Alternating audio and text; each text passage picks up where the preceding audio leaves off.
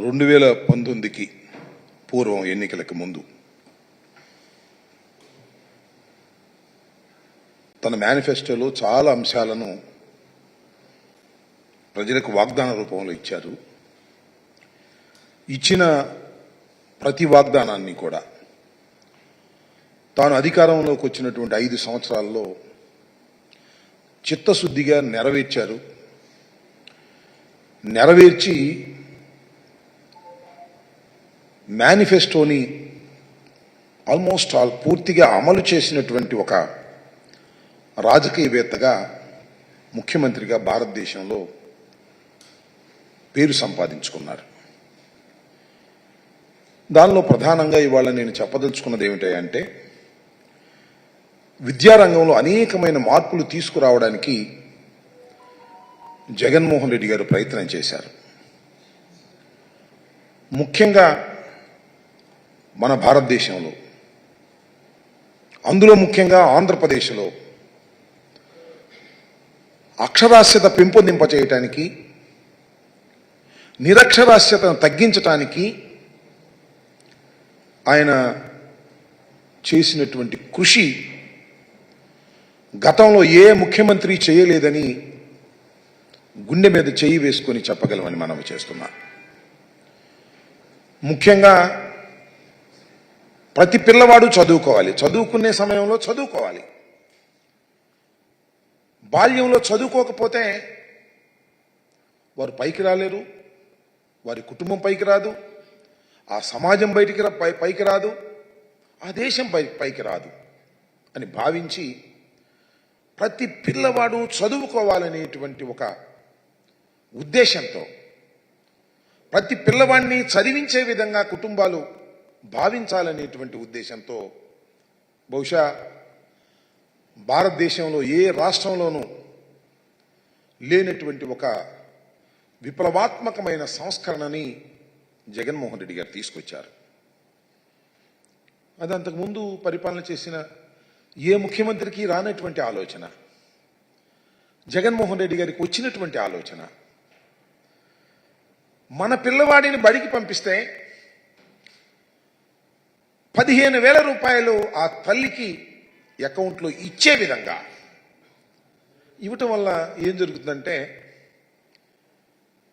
ఆ తల్లికి పిల్లవాడిని చదివించాలనే కోరిక కలుగుతుంది. అందరూ పేదరికంలో ఉన్న పిల్లలు బడికి పంపాలంటే ఖర్చు అవుతుందని, కొద్దిగా బాల్యంలో కొద్దిగా పెరిగిన తర్వాత వాడిని ఎక్కడో సైకిల్ షాప్లోనో మటన్ షాప్లోనో పెట్టేసి 10 రూపాయలు సంపాదించుకోవాలనుకునేటువంటి చిన్న కుటుంబాలకు 15,000 రూపాయలు ఖాతాల్లో వేస్తున్నప్పుడు నా పిల్లవాడిని నేను బడికి పంపించాలి అనేటువంటి ఒక కోరిక పేదరికంలో ఉన్న వారికి కలగాలనేటువంటి ఒక ఉద్దేశంతో, బహుశా ప్రపంచంలోనూ దేశంలోనూ ఎక్కడ లేనటువంటి ఏ ముఖ్యమంత్రి, ఏ నాయకుడు ఆలోచన చేయనటువంటి ఒక వినూత్నమైనటువంటి సంస్కరణని తీసుకొచ్చినటువంటి వ్యక్తి జగన్మోహన్ రెడ్డి గారు. తీసుకురావడమే కాదు, ఎన్నికల్లో వాగ్దానం చేశారు, ఎన్నికల తర్వాత అమలు చేశారు. 4 విడతలుగా 6,000 కోట్ల పైచిలకు 4 విడతలుగా వేసి 26,000 కోట్ల రూపాయలు తల్లుల ఖాతాల్లోకి వేసినటువంటి వ్యక్తి జగన్మోహన్ రెడ్డి గారని మనవి చేస్తున్నాం. ఇలాంటి ఆలోచన చేసినటువంటి వ్యక్తి జగన్మోహన్ రెడ్డి గారు. అలాంటి ఆలోచన చేసినటువంటి వ్యక్తిని జగన్మోహన్ రెడ్డి గారిని ఇప్పుడు కొత్తగా 4వసారి ముఖ్యమంత్రిగా అయినటువంటి చంద్రబాబు నాయుడు గారు ఇష్టం వచ్చినట్టు మాట్లాడుతున్నాడు. దెయ్యం అంటాడు, సైకో అంటాడు, పిచ్చోడు అంటాడు, ఒక వ్యక్తి రాష్ట్రాన్ని సర్వనాశనం చేశాడంటారు. ఏమండి చంద్రబాబు నాయుడు గారు, 14 సంవత్సరాలు ముఖ్యమంత్రిగా మీరు చేసినప్పుడు రానటువంటి ఒక గొప్ప ఆలోచన వచ్చినటువంటి వ్యక్తి జగన్మోహన్ రెడ్డి గారు, సమాజం గురించి ఆలోచించినటువంటి వ్యక్తి అని ఈ సందర్భంగా నేను చెప్పదలుచుకున్నా. అయితే సరే, 5 సంవత్సరాలు అమలు చేశాం. మళ్ళా తెలుగుదేశం కూటమి కూడా ఈ అమ్మ ఒడి కార్యక్రమాన్ని కాపీకొట్టింది. 15,000 రూపాయలు జగన్మోహన్ రెడ్డి గారు ఇస్తున్నాడు. కేవలం కుటుంబంలో 2 చదువుకుంటే, 3 చదువుకుంటే, 4 చదువుకున్నా ఒక్క 1,500 ఇస్తున్నాడు. 15,000 మమ్మల్ని అధికారంలోకి తీసుకురండి. కాపీ కొట్టడమే కాకుండా కొట్టారు, కొట్టనండి, ఒక మంచిదాన్ని కాపీ కొడితే తప్పేం లేదు. దాన్ని ఇంకొద్దిగా ముందుకు వెళ్ళారు. ముందుకు వెళ్ళి ఇద్దరుంటే 30,000, ముగ్గురుంటే 45,000, నలుగురుంటే 60,000 రూపాయలు మీ ఇంటికి తీసుకొచ్చి ఇచ్చేటటువంటి కార్యక్రమం చేస్తాం. అమ్మఒడి కాదు మాది, తల్లికి వందనం అని పేరు మార్చారు. ప్రజలు అట్రాక్ట్ అయ్యారేమో, పాపం ఓట్లు వేశారు, గెలిపించారు. ఇచ్చిన మాట నిలబెట్టుకోవాల్సిన బాధ్యత ఉందా లేదా చంద్రబాబు నాయుడు గారికి అని అడుగుతా ఉన్నా. ఇచ్చిన మాట నిలబెట్టుకొని శభాష్ అనిపించుకోవాలి కదా. చంద్రబాబు నాయుడు గారు ఎన్నికల్లో తీవ్రంగా ప్రచారం చేసుకున్నారు.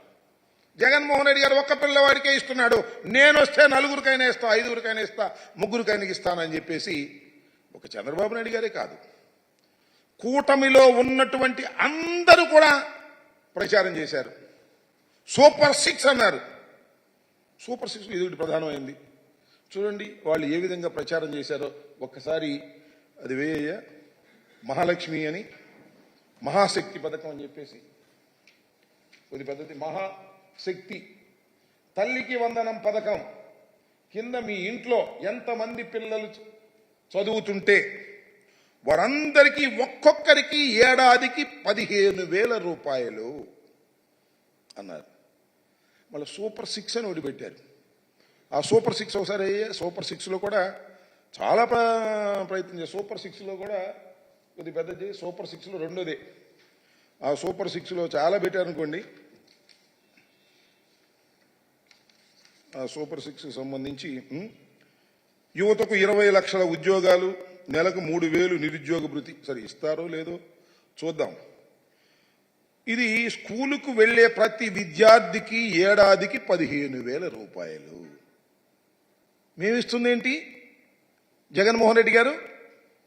ఎంతమంది పిల్లలు వెళ్ళినా 15,000 రూపాయలు. కానీ మేము అధికారంలోకి వస్తే, కూటమి అధికారంలోకి వస్తే ఎంతమంది పిల్లలు వెళితే అంతమంది ఇంటూ 15,000. ఇద్దరు వెళ్తే 30,000 ఈ రకంగా చెప్పుకొచ్చారు. ఇది వీటిలో పెడతామే కాదు, ఎన్నికల ప్రచారాలకు వెళ్ళినప్పుడు ఎంత బ్రహ్మాండంగా చెప్పారో ఒకసారి చంద్రబాబు నాయుడు గారిది ఒకసారి చూపించండి.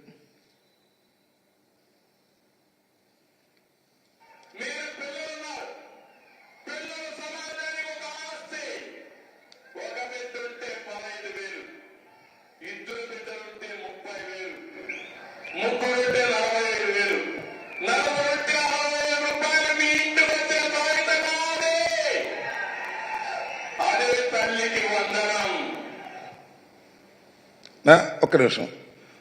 నలుగురుంటే 60,000 మీ ఇంటికి తీసుకొచ్చి ఇచ్చే బాధ్యత మాది అని ఎన్నికల్లో చెప్పాడు. దాని పేరు తల్లికి వందనం అన్నాడు. ఆయన చెప్పటమే కాదు, ఆయన పార్ట్నర్ జనసేన అధ్యక్షులు డిప్యూటీ సీఎం గారు ఆయన కూడా ఇదే మాట చెప్పాడు. కూటమి కదా, ఒకసారి వేయమ్మది.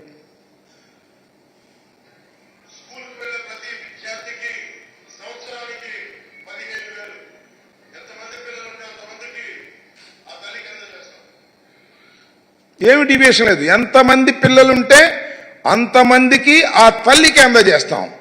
రిపీట్. కాకపోతే ఆయన పెద్ద ఫోర్స్గా చెప్పాడు, ఈయనేమో మామూలుగా చెప్పాడు.